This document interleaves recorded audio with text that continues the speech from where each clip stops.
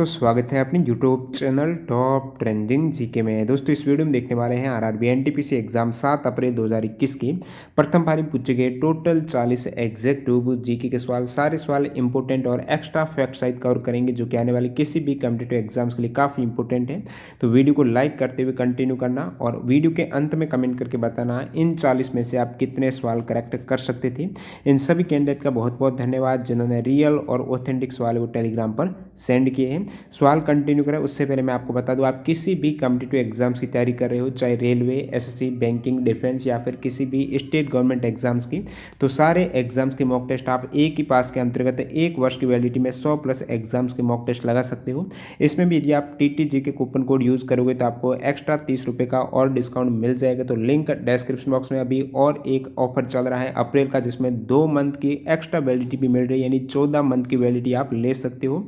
और इसमें सारे एग्जाम जैसे कि यहाँ पर रेलवे के हो गए, railway CBT first second, NTPC group D और CHSL है, SSC के सारे एग्जाम हैं, बाकी जो भी स्टेट लेवल गवर्नमेंट एग्जाम है, तो इन सभी की टेस्ट सीरीज ज्वाइन करने के लिए एक ही पास के अंतर्गत लिंक डिस्क्रिप्शन बॉक्स में है, क्लिक करके ज्वाइन कर सकते हो। तो चलिए कंटिन्यू करते हैं। इससे अपने पूछे गए टोटल 40 सवाल। पहला सवाल देखिएगा, SAGA 220 यानी सागा 220 ये क्या है? तो सेगा 220 है, सुपर कंप्यूटर है। तो जो सुपर कंप्यूटर है सेगा 220, इसको किसने विकसित किया है? तो ये इंडियन स्पेस रिसर्च ऑर्गेनाइजेशन यानी इसरो के द्वारा ये डेवलप किया गया है, सागा 220 है। ये 2 मई 2011 को इसरो के अध्यक्ष डॉक्टर के राधाकृष्णन के द्वारा अनावरण किया गया था। तो ये सुपर कंप्यूटर है। अगला सवाल देखिएगा, United Nations Industrial Development Organization यानी UNIDO की स्थापना कब हुई है? तो UNIDO की स्थापना हुई है 1966 में। कब? 1966 में हुई है। इसके सदस्य देश हैं 170। हेडक्वार्टर UNIDO का है वियना, ऑस्ट्रिया में। अगला सवाल देखिएगा, उपराष्ट्रपति के चुनाव में कौन भाग लेता है? ये आपको पूछा है, तो रिपीटेड सवाल है। उपराष्ट्रपति के चुनाव में संसद के दोनों सदन के सभी सदस्य यानी लोकसभा और राज्यसभा के सभी सदस्य इसमें भाग लेते हैं। कौन सी पद्धति है? तो एकल संक्रमणीय मत द्वारा अनुपातिक प्रतिनिधित्व प्रणाली के आधार पर यहाँ पर मतदान होता है। और बात करूँ राष्ट्रपति और उपराष्ट्रपति के चुनाव में वोटिंग में अंतर क्या है? तो राष्ट्रपति चुनाव में जो भी MLA होते हैं राज्य के विधानसभा के सभी सदस्य भाग लेते हैं, लेकिन यहाँ पर उपराष्ट्रपति के चुनाव में राज्य विधानमंडल के सदस्य इसमें भाग नहीं लेते हैं। राष्ट्रपति और उपराष्ट्रपति का चुनाव ये निर्वाचक मंडल यानी इलेक्टोरल कॉलेज के द्वारा कराया जाता है। जैसा कि जो राष्ट्रपति के चुनाव में जो भी मनोनीत सदस्य हैं, जैसे राज्यसभा में 12 मनोनीत सदस्य हैं, वो राष्ट्रपति के चुनाव में वोटिंग नहीं दे सकते थे, लेकिन उपराष्ट्रपति के चुनाव में ये वोट कर सकते हैं। अगले सवाल की ओर बढ़ते हैं। सवाल नंबर 4, लोकटक झील कहाँ पर है? तो ये मणिपुर में है। लोकटक झील मणिपुर में है। मणिपुर से रिलेटेड एक और एग्जाम में अक्सर सवाल पूछा जाता है कि फ्लोटिंग जो नेशनल पार्क है, जो विश्व का एकमात्र फ्लोटिंग पार्क है, जिसका नाम है केबुल लैमजाओ नेशनल पार्क, ये भी मणिपुर में है। अगला सवाल देखिएगा, प्रकाश के प्रकीर्णन घटना का कौन सा उदाहरण है? तो लाइट स्कैटरिंग प्रकीर्णन का जो उदाहरण है, तो ये आकाश का रंग जो नीला दिखाई देता है वो सूर्य के प्रकाश के प्रकीर्णन के कारण होता है। NTPC में एक सवाल पूछा गया है, ऑप्शन में भी था इस सवाल के, कि तारों का टिमटिमाना यानी जो प्रकीर्णन घटना का उदाहरण कौन सा है? तो तारों का टिमटिमाना प्रकीर्णन का न होकर ये अपवर्तन का उदाहरण है। पानी में घुलनशील विटामिन कौन से होते हैं? तो पानी में घुलनशील हो जाएंगे विटामिन B और C। ऑप्शन में B1 था तो आपको करेक्ट करना था, और जो वर्षा में घुलनशील है बाकी A, D, E, K। अगला सवाल, यूनाइटेड नेशंस यूनिवर्सिटी कहाँ पर है? रिपीटेड सवाल है। तो ये टोक्यो जापान में है, जिसकी स्थापना 1973 में हुई है। यूनाइटेड नेशंस यूनिवर्सिटी है, ये संयुक्त राष्ट्र का शैक्षिक और अनुसंधान अंग है। लॉर्ड डलहौजी ने किस जगह को चेरी की उपाधि दी है? तो डलहौजी ने अवध को, किस जगह को? किंगडम ऑफ अवध है, तो अवध साम्राज्य को लॉर्ड डलहौजी ने चेरी की उपाधि दी थी। उन्होंने अवध राज्य का वर्णन करते हुए कहा कि एक चेरी जो एक दिन हमारे मुंह में गिर जाएगा, इस प्रकार उन्होंने डलहौजी ने बताया था। नए राज्यों का निर्माण और वर्तमान राज्यों के क्षेत्र, सीमाओं या फिर नामों में परिवर्तन किस अनुच्छेद के तहत किया जाता है? तो नए राज्यों का जो गठन होता है या फिर जो वर्तमान राज्य हैं उनकी सीमा चेंज हो रही है, नाम में चेंजेज हो रहा है तो आर्टिकल 3 के तहत किया जाता है। विदेश से किसी बाहरी देश से किसी नए राज्य का भारत में प्रवेश होता है तो उसकी स्थापना है आर्टिकल 2 में। नेक्स्ट में देखिएगा अष्टाध्यायी के लेखक कौन है, तो अष्टाध्यायी जो बुक्स है इनके लेखक है पाणिनि। इससे पहले एनटीपीसी में मुद्रा राक्षस का पूछा हुआ, विशाख दत्त उत्तर है, गीत गोविंद का भी पूछा हुआ है, जयदेव है। आपको पूछ रहे रामायण के इजी, वाल्मीकि, महाभारत के वेदव्यास, विक्रमांक चरित के बिलण है, पृथ्वीराज रासो के चंद्रवरदाई है, बहुत बार आता है, राजतरंगिणी कलन है लेखक। अर्थशास्त्र के चाणक्य हैं, हर्षचरित और कादम्बरी के रिपीटेड, ये भी आया हुआ सवाल, बाणभट्ट है। महाभाष्य पतंजलि हैं और बाकी ये जो कालिदास के द्वारा रचित नाटक वगैरह है, कुमार संभवन, अभिज्ञान, शांकुंतलम, विक्रमोष्यम, मेघदूतम, रघुवंशम, मालविकाग्निमित्रम, ऋतुसंहारम, ये कालिदास के द्वारा है। और बढ़ते हैं अगले सवाल की ओर। बाकी हर्षवर्धन का आपको पता होना चाहिए, एग्जाम में आता है यहाँ से भी, जो प्रियदर्शी का बहुत बार आता है। अगला सवाल देखिएगा, जो लाइटनिंग होती है, तड़ित है या फिर मेघ गर्जन से कौन सी गैस द्वारा वायुमंडलीय स्थिरीकरण होता है, तो इसके दौरान जो गैस है वो नाइट्रोजन उत्पन्न होती है। वायुमंडलीय स्वतंत्र नाइट्रोजन का स्थिरीकरण के लिए ऑक्सीजन का यहाँ पर रिएक्शन होगी और नाइट्रिक ऑक्साइड बनती है।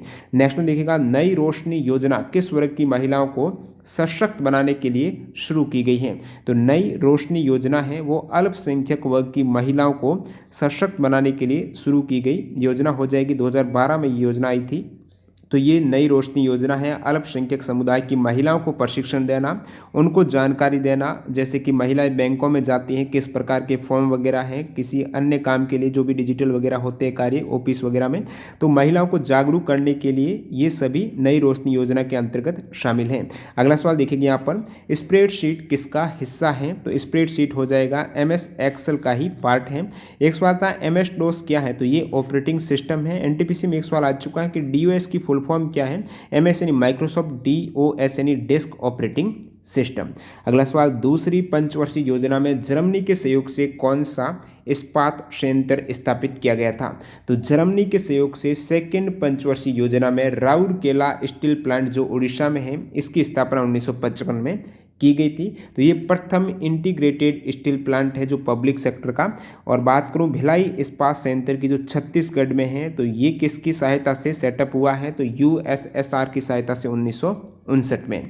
नेक्स्ट वन देखिएगा, प्लेग समिति की रिपोर्ट के अत्याचार से परेशान होकर किसने चार्ल्स रैंड की गोली मारकर हत्या कर दी थी, तो चार्ल्स रैंड की गोली मारकर जो हत्या की थी प्लेग समिति की रिपोर्ट के अत्याचार से परेशान होकर, वो की थी दोस्तों, यहाँ पर हो जाएगा दामोदर हरि चापेकर ने 22 जून 1897 को रैंड को उनके सहायक लेफ्टिनेंट आइस्टर को गोली मारकर, उनका लेफ्टिनेंट था सहायक लेफ्टिनेंट आइस्टर, और रैंड दोनों को गोली मारकर हत्या की थी। 22 जून 1897 को गोली मारी थी, ऑन द स्पॉट हैं इनके मृत्यु हो गई थी, और कुछ दिन बाद हैं वो रैंड की भी मृत्यु हो गई थी। तो ये हो जाएंगे दामोदर हरि चापेकर हैं, जो चापेकर बंधु हैं उनके अंतर्गत आते हैं दामोदर हरि चापेकर, बालकृष्ण हरि चापेकर, वासुदेव हरि चापेकर हैं। ये संयुक्त रूप से चापेकर बंधु कहा जाता है। यदि ऑप्शन में चापेकर बंधु का था वो भी आप करेक्ट कर सकते थे।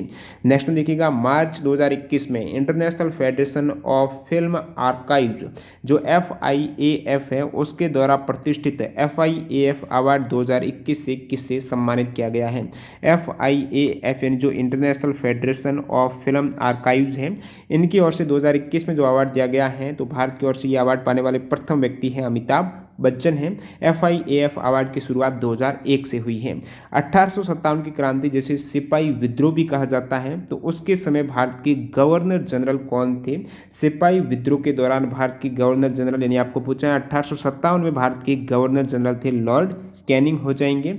आपको यदि पूछ लें बक्सर की लड़ाई यानी बक्सर के युद्ध के समय जो 1764 में हुआ था, उसके दौरान गवर्नर कौन थे, बंगाल के गवर्नर पूछ लें तो वो हो जाएंगे हेनरी वेंसी टाट। बक्सर का युद्ध हुआ था 22 या 23 अक्टूबर 1764 को। यदि पूछ ले प्लासी का युद्ध जो 23 जून 1757 को हुआ था, उसमें कौन थे गवर्नर, तो रॉबर्ट क्लाइव हो जाएंगे। नेक्स्ट में देखिए यहाँ पर, who was the first batsman to score 3 test century in the 3 successive test debut, यानी अपने अंतर्राष्ट्रीय डेब्यू टेस्ट डेब्यू में लगातार 3 टेस्ट मैचों में 3 शतक बनाने वाले पहले बल्लेबाज, ये रिकॉर्ड है अजरुद्दीन के पास में। अपने डेब्यू टेस्ट में पदार्पण टेस्ट मैच में इन्होंने 3 लगातार टेस्ट मैच थे, उनमें 3 शतक लगाए थे अजरुद्दीन हो जाएंगे। समर्थ योजना है वो किस मंत्रालय के द्वारा संचालित है? तो समर्थ योजना हो जाएगी कपड़ा मंत्रालय, मिनिस्ट्री ऑफ टेक्सटाइल के द्वारा ये योजना क्रियान्वित है। और इस योजना की शुरुआत हुई है 2017 में, ये लॉन्च हुई है। और जो समर्थ योजना, इसका अन्य नाम है scheme for capacity building in the textile sector है, जिसका उद्देश्य है देश को वस्त्र उत्पादन के क्षेत्र में आगे बढ़ाना। नेक्स्ट में देखिएगा कंदरिया महादेव मंदिर कहाँ पर है? तो जो कंदरिया महादेव मंदिर है ये खजुराहो मध्य प्रदेश में है। इस मंदिर का निर्माण है वो विद्याधरा के शासनकाल के दौरान हुआ था। विवेकानंद स्मारक शिला, विवेकानंद रॉक मेमोरियल है, ये कहाँ पर है? तो विवेकानंद रॉक मेमोरियल है कन्याकुमारी तमिलनाडु में, समुद्र में स्थित ये रॉक मेमोरियल है, जिसका उद्घाटन हुआ था 1970 में डॉक्टर वीवी गिरी के द्वारा। अगला सवाल देखिएगा नेल्सन मंडेला अपने 27 वर्ष की, नेल्सन मंडेला को 27 वर्ष की सजा हुई थी, तो इन 27 वर्ष में से जो प्रथम 18 वर्ष हैं वो किस जेल में कैद थे? तो नेल्सन मंडेला की जो सजा के 27 वर्ष में से प्रथम 18 वर्ष ये रहे थे रॉबिन आइलैंड प्रिजन है, जो कि केप टाउन साउथ अफ्रीका में है। तो रॉबिन आइलैंड प्रिजन जो जेल है वहाँ पर कैद थे 18 वर्ष। उसके बाद जो 27 वर्ष में बाकी बचे हुए वर्ष रहे थे पोलिसमूर प्रिजन और विक्टर व्रेस्टर प्रिजन में। अगला सवाल देखिएगा भारत में स्थानीय स्वशासन के जनक किसे कहा जाता है? इस सवाल में लैंग्वेज अलग थी, आंसर आपकी लॉर्ड रिप्पिन ही था। स्थानीय स्वशासन का पूछा था 1882 में वायसराय लॉर्ड रिप्पिन को ये स्थानीय स्वशासन का जनक कहा जाता है। और बाकी बात करूँ 73वें संविधान संशोधन 1992 के तहत ग्रामीण स्थानीय सरकार से संबंधित हैं ये संविधान संशोधन, जिन्हें पंचायती राज संस्थाओं के रूप में जाना जाता है। तो ये पंचायती राज से संबंधित संविधान संशोधन। प्रधानमंत्री सुरक्षा बीमा योजना में 12 रुपये वार्षिक प्रीमियम से कितने रुपए का बीमा कवर मिलता है? तो पीएम जो सुरक्षा बीमा योजना है इसमें 12 रुपये का जो वार्षिक प्रीमियम लगता है उसमें आपको 2 लाख रुपए यदि दुर्घटना में मृत्यु हो जाती है या फिर स्थायी अपंगता के केस में 2 लाख रुपए का बीमा कवर मिलता है। आंशिक अपंगता के केस में 1 लाख रुपए का यहाँ पर बीमा कवर दिया जाता है। प्रधानमंत्री सुरक्षा बीमा योजना है, इसकी शुरुआत है प्रधानमंत्री नरेंद्र मोदी जी ने 8 मई 2015 को कोलकाता से की है। 8 मई 2015 को पीएम सुरक्षा बीमा योजना की शुरुआत की गई, जो एक साधारण दुर्घटना बीमा योजना है। और इसमें लाभ के लिए आयु सीमा 18 से 70 वर्ष होनी चाहिए और सालाना प्रीमियम कितना है? 12 रुपये का। अगला सवाल देखिएगा भारतीय नौसेना ने 10 मार्च 2021 को कौन सी 3rd स्कॉर्पियन श्रेणी की पारंपरिक डीजल इलेक्ट्रिक पनडुब्बी को सेवा में शामिल किया है? तो ये हो जाएगी INS करंज को 10 मार्च। अब देखिए फरवरी और मार्च 2021 से बहुत से सेक्टरों में सवाल पूछे जा रहे हैं, तो इसका करंट अफेयर जरूर देख लेना। तो ये नौसेना ने 10 मार्च 2021 को अपनी श्रेणी की जो तीसरी स्कॉर्पियन पनडुब्बी है वो शामिल की है INS करंज को। नेक्स्ट में देखिएगा 1992 में नेशनल स्टॉक एक्सचेंज की जो स्थापना हुई है वो किस समिति की सिफारिश पर हुई है?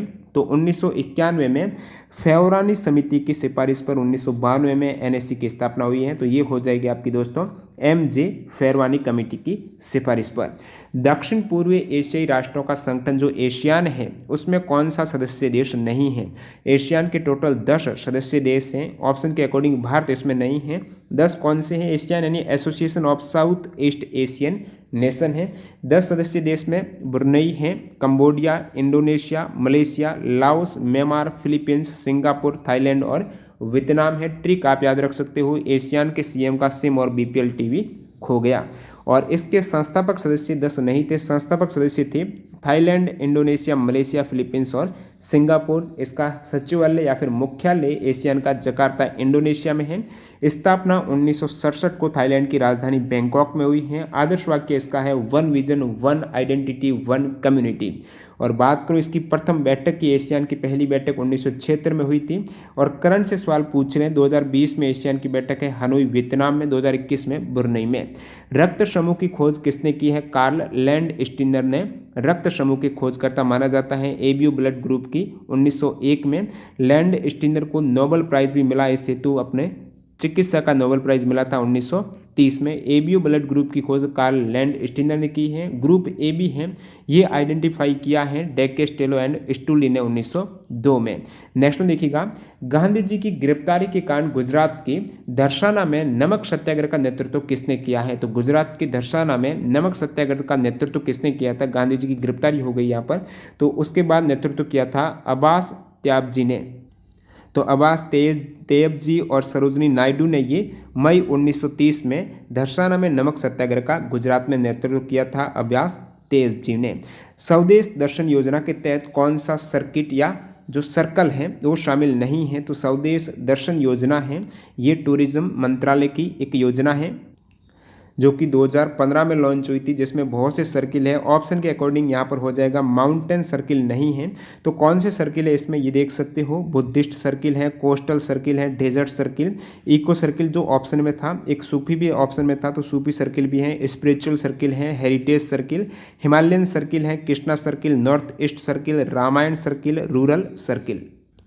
इसके अतिरिक्त यहाँ पर तीर्थंकर सर्किल है, ट्राइबल सर्किल है, वाइल्ड लाइफ सर्किल है, ये सभी सम्मिलित हैं स्वदेश दर्शन योजना में, माउंटेन सर्किल नहीं है। जनवरी 2021 में स्पेस एक्स ने एक रॉकेट से कितने उपग्रहों को एक साथ लॉन्च करके विश्व रिकॉर्ड बनाया है? तो ये जनवरी 2021 में इसरो का विश्व रिकॉर्ड तोड़ा है। स्पेस एक्स ने एक रॉकेट से कितने उपग्रह लॉन्च किए थे? 143। इससे पहले ये रिकॉर्ड भारत के पास था, यानी ये रिकॉर्ड भारतीय अंतरिक्ष अनुसंधान संगठन इसरो के द्वारा फरवरी 2017 में बनाया था, जो कि एक रॉकेट से 104 उपग्रह लॉन्च हुए थे और स्पेस एक्स ने ये रिकॉर्ड तोड़ दिया है 143 उपग्रहों को एक ही रॉकेट से लॉन्च करके। तो 143 इसका करेक्ट आंसर हो जाएगा, जो कि 24 जनवरी 2021 को। उस रॉकेट का नाम क्या है? तो फाल्कन 9 के द्वारा जो प्रक्षेपण वाहन है उसका उपयोग किया गया है और इस मिशन का जो नाम दिया गया है वो है दोस्तों मिशन, जो नाम है ट्रांसपोर्टर फर्स्ट। 1857 की क्रांति में नाना साहेब ने कहां पर अंग्रेजों के विरुद्ध लड़ाई की योजना के लिए एक मुख्यालय बनाया था? तो वो मुख्यालय कौन सा बनाया था? उसका नाम है बिठूर किला। कौन सा किला है मुख्यालय बनाया था? बिठूर किले को मुख्यालय बनाया है। यदि आपको पूछ ले नाना साहेब ने 1857 की क्रांति का नेतृत्व कहाँ से किया है, तो ये कानपुर से किया है और योजना के लिए मुख्यालय बिठूर का किला बनाया था। Nuclear power corporation of India यानी NPCIL का हेडक्वार्टर कहाँ पर है? तो nuclear power corporation of India का मुख्यालय मुंबई महाराष्ट्र में है। स्थापना 1987 में हुई है और वर्तमान में इनके CMD हैं श्री SK शर्मा।